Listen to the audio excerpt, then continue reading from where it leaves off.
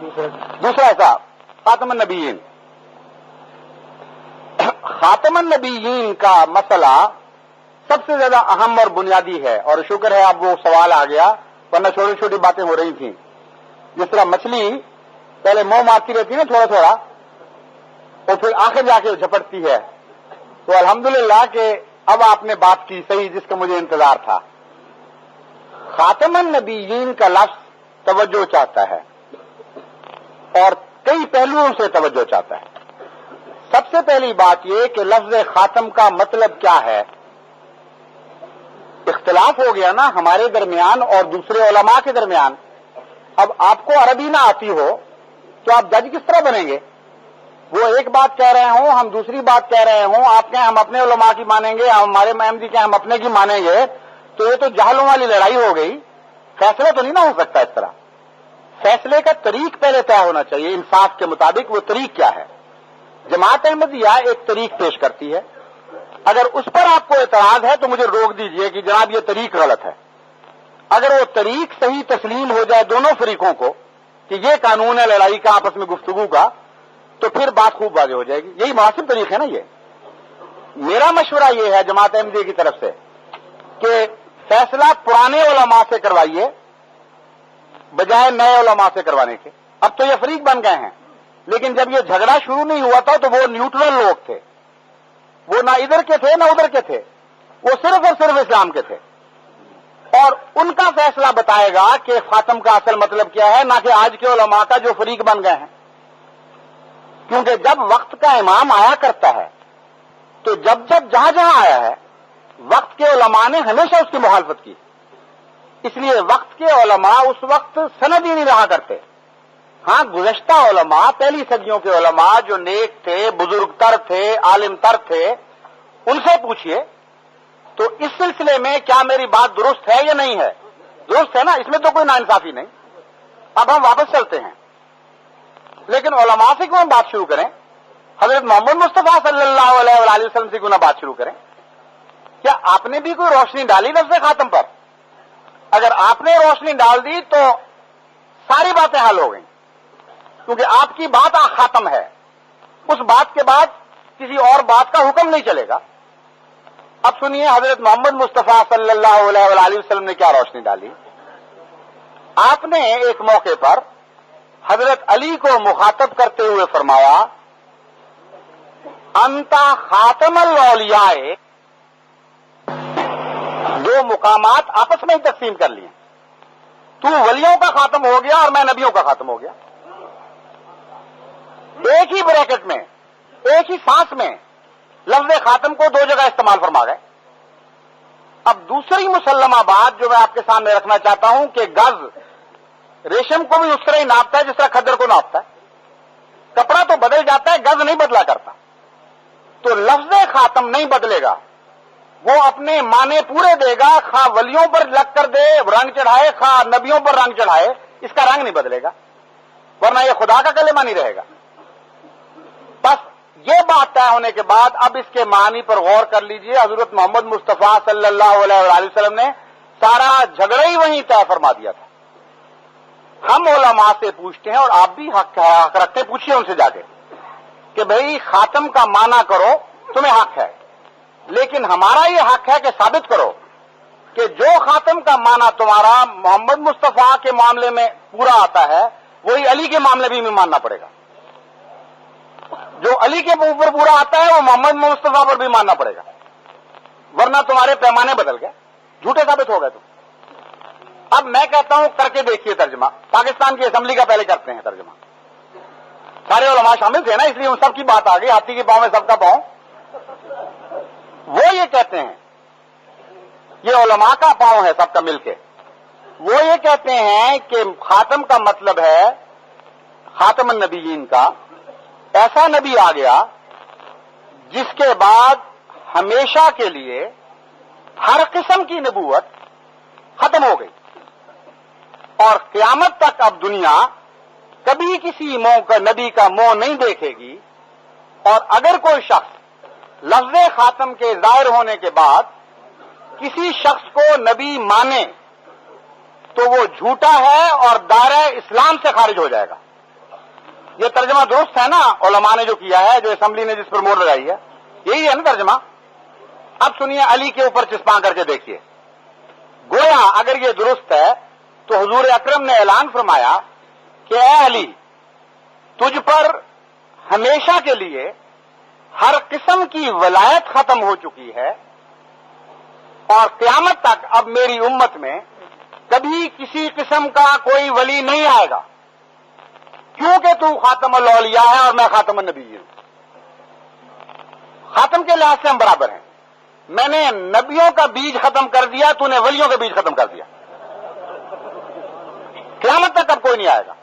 اور اگر کسی نے کہا کہ میں ولی ہوں, اور اگر کسی نے کہا کہ فلاں ولی ہے, تو وہ جھوٹا ہوگا اور دائرہ اسلام سے خارج ہو جائے گا.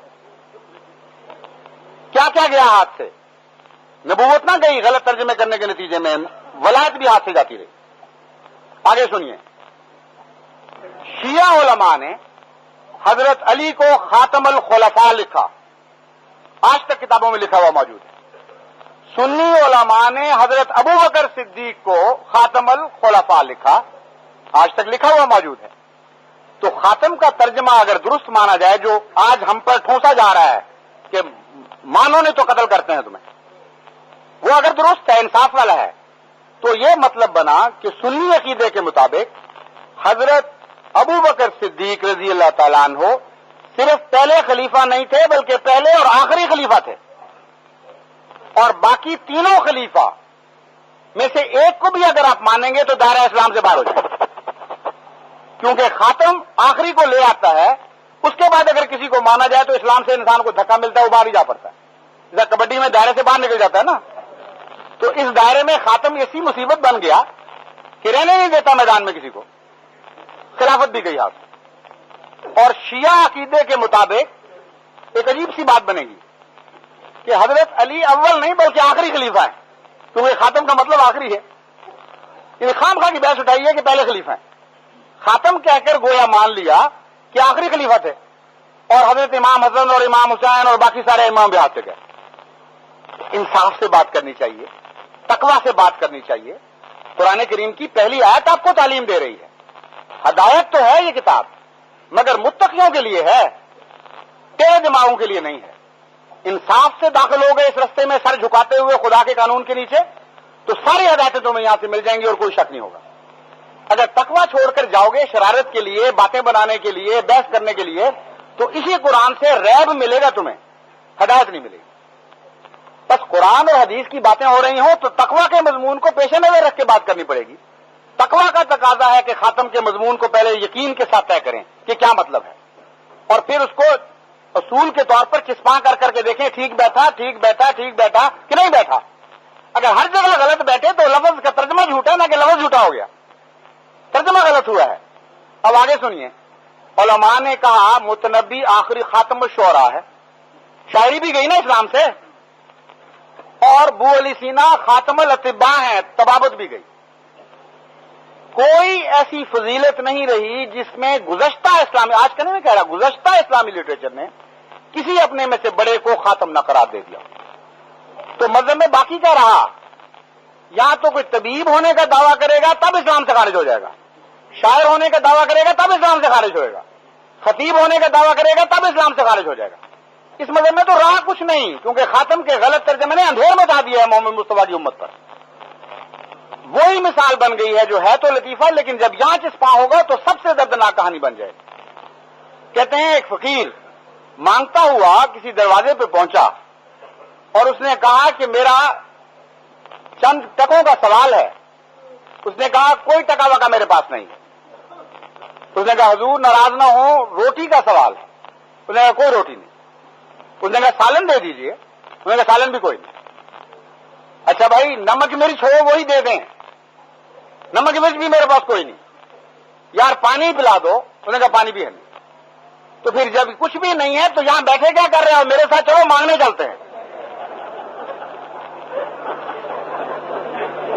لطیفہ ہے وہاں, لیکن امت محمدیہ پر جب علماء یہ ظلم کرتے ہیں تو سب سے دردناک کہانی بن جاتی ہے. جس امت کے متعلق قرآن کا یہ دعویٰ تھا کہ کنتم خیر امت اخرجت للناس, تم وہ امت پیدا کی گئی ہو کہ ساری دنیا میں ہر بھلائی تقسیم کرنے کے لیے نکلی ہو، اس امت سے ساری بھلائیاں چھین لی مرزا صاحب کی دشمنی میں، اور تاریخ کر دیا اس گھر کو جو روشنی سے بھرا ہوا تھا۔ اس لیے انصاف کا تقاضا یہ ہے کہ خاتم کا صحیح ترجمہ کریں، پھر کوئی الجھن باقی نہیں رہے گی انشاءاللہ تعالی۔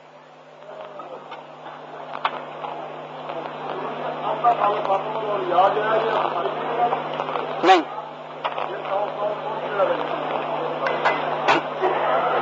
آپ پہلے یہ طے کر لیں مجھ سے کہ سوائے بخاری کے کوئی بات نہیں مانیں گے۔ نہیں، میں بتانا چاہتا ہوں آپ کو، میں بتانے لگا ہوں۔ ہاں، لیکن یہ نہیں میں نے کہا اس وقت کہ سوائے بخاری کے کچھ نہ ماننا، میں نے کہا تھا توفیق ہے تو پہلے بخاری لیں، باقیوں کے متعلق منع تو نہیں نہ کیا تھا۔ بیٹھ جائے، بیٹھ جائے۔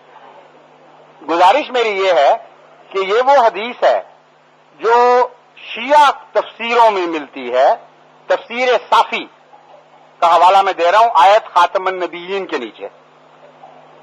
یہ حدیث وہ ہے جس کے متعلق بعض دفعہ سنی کہہ دیتے ہیں کہ ہم نہیں مانتے، میں ان کو ایک جواب دیا کرتا ہوں اور آج تک اس کا جواب کسی نے نہیں دیا، وہ میں آپ کو بھی بتاتا ہوں۔ میں ان سے کہتا ہوں کہ آپ بے شک نہ مانیں، لیکن لفظ خاتم کے غلط استعمال کے متعلق آج تک کسی سنی نے اس پر اعتراض کیا تو مجھے دکھا دیں۔ یہ تو مانتے ہیں کہ لفظ خاتم کا استعمال درست ہے، یہ نہیں مانتے کہ حضرت علی کے متعلق رسول اللہ صلی اللہ علیہ وسلم نے فرمایا ہے، ورنہ پرانے علماء کہتے ہیں کہ اندھیر میں چاہ رہے ہو، یہ ظلم ہو گیا، اس لیے غلط ہے کہ خاتم کا لفظ چسپائی نہیں ہو سکتا، یہ نہیں کہتے۔ چنانچہ جب میں نے دوسری مثالیں تائید میں دے دی تو اس کا بعید ذکر ہونا باقی نہیں رہتا۔ سارے اسلامی لٹریچر کی میں نے مثالیں دی ہیں، خلاف پہلے نبی سے بات شروع کی، ولی پہ آیا، خلیفہ کی باتیں کی، تو سب مثالوں کو اکٹھا دیکھیں تو بحث کی گنجائش باقی نہیں رہتی۔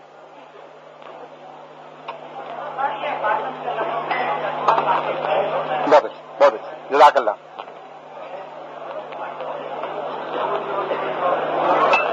اب ایک بہت اچھا سوال ہوا ہے علمی، اور میں پہلے کہنے لگا تھا خود، پھر مجھے خیال ہے کہ ایک سوال کا جواب لمبا ہو جائے، کسی اور کو موقع ملنا چاہیے۔ اچھا کیا آپ نے سوال کیا، بڑا ذہین سوال ہے، بڑا باموقع سوال ہے۔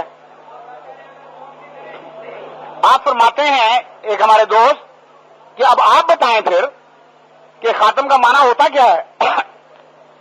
اگر وہ نہیں ہے تو کچھ معنی تو ہے، خاتم لفظ تو خالی نہیں نہ ہو گیا۔ اس کا جواب یہ ہے کہ لفظ خاتم تعریف کا سب سے بڑا کلمہ ہے عربی میں۔ اس کا معنی ہر پنجابی کو پہلے ہی آتا ہے، خیال نہیں جاتا کہ مجھے آ رہا ہے۔ جب آپ پنجابی میں کسی اچھے کلام کرنے کے والے کے متعلق کہتے ہیں کہ وہ دیتے گل مک گئی، تو لفظ خاتم استعمال کر رہے ہوتے ہیں۔ جب کسی شاعر کے متعلق کہا جاتا ہے کہ اس پہ شاعری ختم ہو گئی، تو لفظ خاتم کا ترجمہ کر رہے ہوتے ہیں۔ ہر زبان میں یہ محاورہ جاری ہے، اور مراد یہ ہے کہ اپنے کمال کے اعتبار سے وہ آخری مقام پر فائز ہے۔ آخری کا معنی تو ہے لیکن مقام کے لحاظ سے، زمانے کے لحاظ سے نہیں۔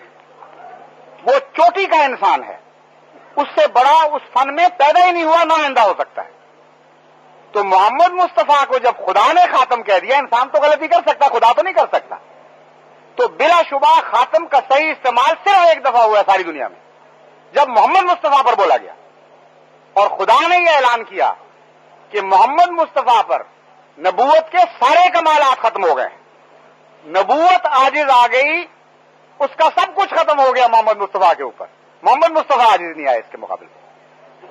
اور یہ مطلب ہوا کہ اب اس جیسا نہ آئندہ کبھی پیدا ہوگا، نہ پہلے کبھی پیدا ہوا تھا، کیونکہ خاتم کا مطلب ہے جو چوٹی کے مقام پر پہنچ جائے، اس فن میں اس جیسا پیدا ہی نہ ہو۔ ایک تو یہ معنی ہے فضیلت کے معنی، دوسرے معنی ہیں جس کو فطرت بڑی خوشی سے قبول کر رہی ہے، میں وہ معنی پیش کر رہا ہوں۔ خاتم کا لفظی ترجمہ ہوتا ہے مہر، اور مہر تصدیق کے لیے لگائی جاتی ہے۔ جو شخص اپنے فن میں کمال حاصل کر لے، اسی کی بات آخری ہوا کرتی ہے، وہی مہر بنا کرتا ہے۔ تو تبھی یہ کہتے ہیں کہ فلاں شاعر سند بن گیا، وہی شاعر سند بنتا ہے جو خاتم بھی ہو، وہی خلیفہ سند بنے گا جو خاتم بھی ہو، خلافت اس سے جانچی جائے گی۔ تو مراد یہ ہوئی ہے کہ اب نبوت محمد مصطفیٰ سے پہچانی جائے گی، نہ کہ کسی اور نبی سے. اپنے فن کا آخری آ گیا تو اس سے بات چلے گی. اب اس کے مقابل پر موسیٰ کی مثال نہیں دی جائے گی کہ موسیٰ نے ایسا کیا اس لیے محمد مصطفیٰ کا یہ فعل نعوذ باللہ غلط ہے. یہ کہا جائے گا اگر موسیٰ نے مخالفت کی تو موسیٰ غلط ہے، محمد مصطفیٰ غلط نہیں ہو سکتے. یہ ہے خاتم کا مطلب. اور یہ مطلب دوبارہ میں عرض کرتا ہوں، یہ ہر جگہ صحیح بیٹھتا ہے. ولایت میں بھی صحیح بیٹھتا ہے، شاعری میں بھی صحیح بیٹھتا ہے، حکمت اور ضبابت میں بھی صحیح بیٹھتا ہے. جادو وہ جو سر چڑھ کے بولے ہر جگہ صحیح اتر کے دکھائے اپنے آپ کو. اب ایک تیسرا معنی ہے خاتم کا، اور وہ بھی بڑا پیارا معنی ہے.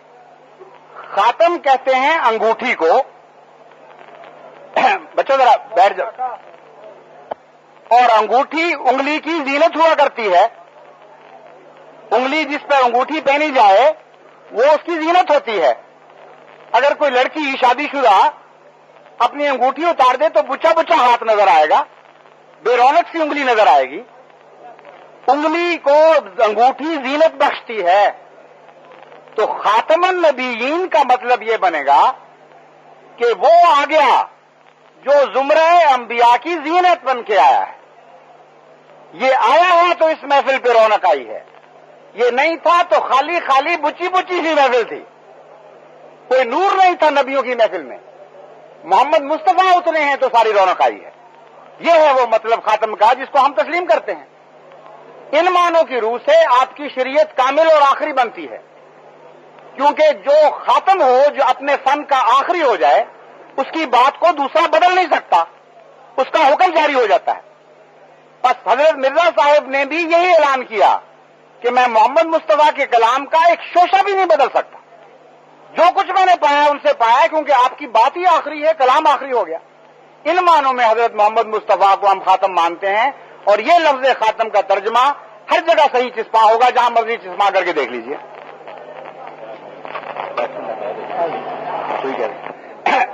ایک اور مہر کا معنی پیش کیا گیا ہے،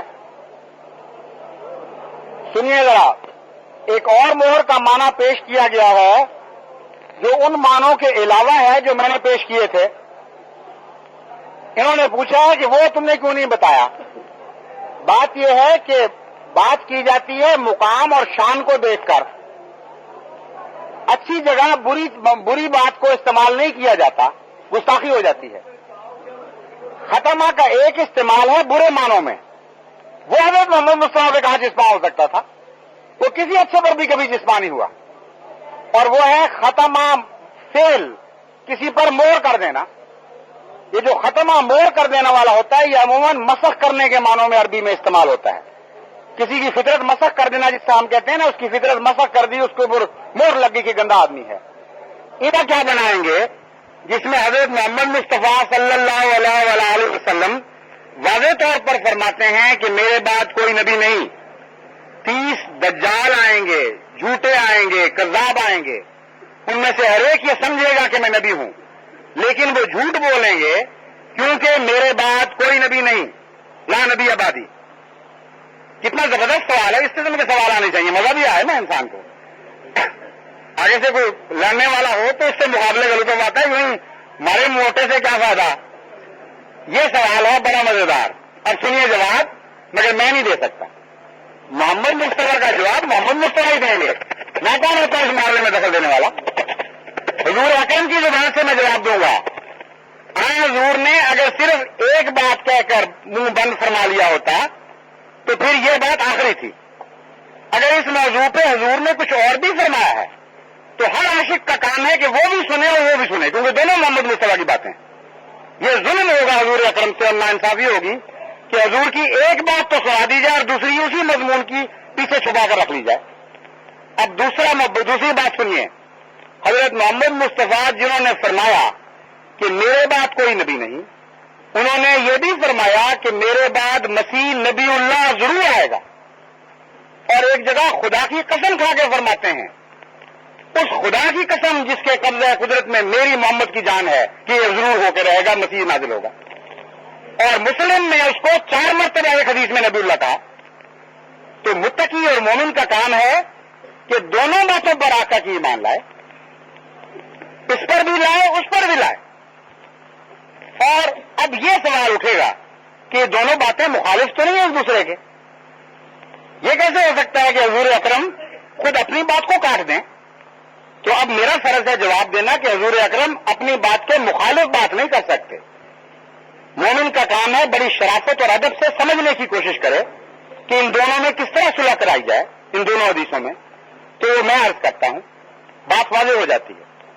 حضرت نے جب فرمایا کہ میرے بعد نبی نہیں تو لفظ بعد تو چھوٹا بھی ہو سکتا ہے لمبا بھی ہو سکتا ہے. بعد سے مراد کوئی 10 سال یا 20 سال تو نہیں ہے نا. بعد 100 سال کا بھی ہو سکتا ہے 1000 سال کا بھی ہوتا ہے قیامت تک بھی چل سکتا ہے. دیکھنا یہ ہے کہ حضور کے ذہن میں کتنا لمبا بات تھا. وہ بات حضور نے واضح فرما دیا کہ جب میں کہتا ہوں میرے بعد کوئی نبی نہیں تو مسیح کو جھوٹا نہ سمجھ لینا کہیں, اس کو غیر نبی نہ کہہ بیٹھنا, کیونکہ وہ نبی ضرور ہوگا میرے بعد. یعنی میرے بعد مسیح تک کوئی نبی نہیں یہ مراد ہے. چنانچہ اس مضمون کی تائید میں ایک اور حدیث ہے. حضور فرماتے ہیں لیسا نبی بینی و بینہ. اب بتائیے تینوں باتیں محمد مصطفیٰ کی باتیں, ایک بھی تشریح اپنی طرف سے نہیں میں نے کی. میں ہوتا کون ہوں حضور کی باتوں میں دخل دے کر بتانے والا؟ حضور کامل نبی ہیں, کوئی بات ان کہیں نہیں چھوڑتے, ہر پہلو کو بیان فرما دیتے ہیں. تب جب بعد کا فرمایا تو بعد کے زمانے کی تعین بھی فرما دی. کتنا لمبا بعد ہے؟ فرمایا اتنا لمبا بعد ہے کہ وہ بعد مسیح کو جھوٹا نہیں کر سکے گا, وہ ضرور نبی ہوگا. اور مزید تشریف فرمائی جب میں کہتا ہوں میرے بعد جھوٹے آئیں گے تو مسیح مراد نہیں ہے, میرے اور مسیح کے درمیان کوئی نبی نہیں, وہ ضرور نبی ہے. ہم تو مسیح کو نبی مانتے ہیں اور تو نہیں کسی کو مانتے.